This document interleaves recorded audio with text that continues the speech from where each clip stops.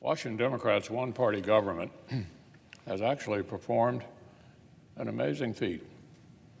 In 18 months, they've taken an economy that was ready to soar and completely derailed it with $2 trillion in unnecessary borrowing, printing, and spending.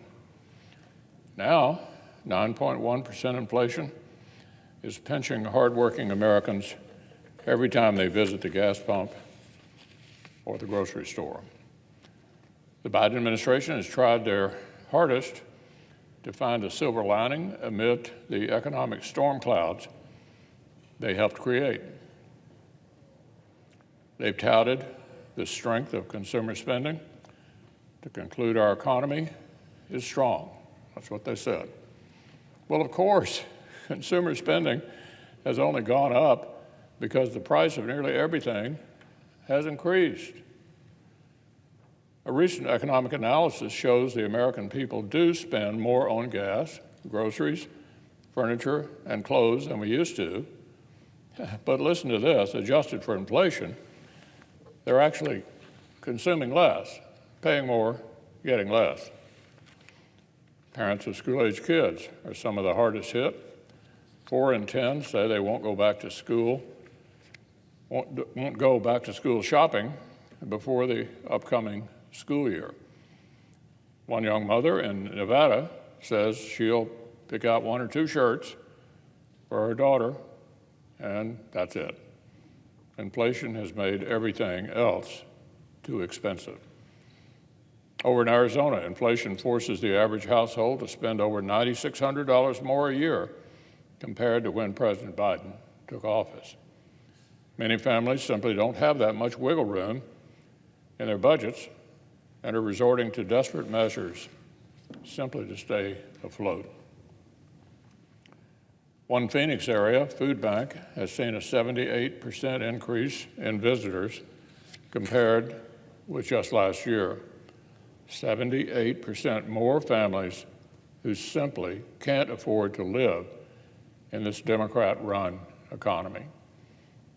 A woman in line at the food bank said she'd never needed to visit one before, but the prices are way too high right now to support 4 children on her husband's salary. Colorado families are facing the highest inflation costs in the nation, in the whole country.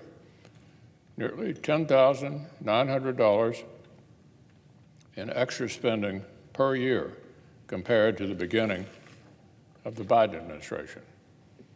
Not surprisingly, Coloradans are falling behind on paying for daily necessities. One pawn shop owner in the state has noticed a marked increase in loan seekers at his business. For most of them, they just need $30, $40 to pay small bills, get gas, put groceries on the table. This is all happening in my home state of Kentucky as well. People are taking out loans, cutting back spending, and relying on charity just to cope with ever-increasing prices. But that hasn't stopped Washington Democrats from proposing new ways to wreck our economy. As we speak, they're batting around a new suite of tax hikes aimed squarely at the middle class. If Democrat-driven inflation hasn't pushed struggling families off the edge quite yet, a Democrat-driven recession certainly will finish the job. So what's on the menu? New taxes on small businesses already struggling with inflation, new fees and regulations on American energy producers that will send prices even higher at the pump, new socialist price control schemes to stifle healthcare innovation. Apparently, record inflation isn't enough to make Democrats realize their reckless economic agenda is a failure, an abject failure. Maybe tax hike-induced stagnation will set them straight.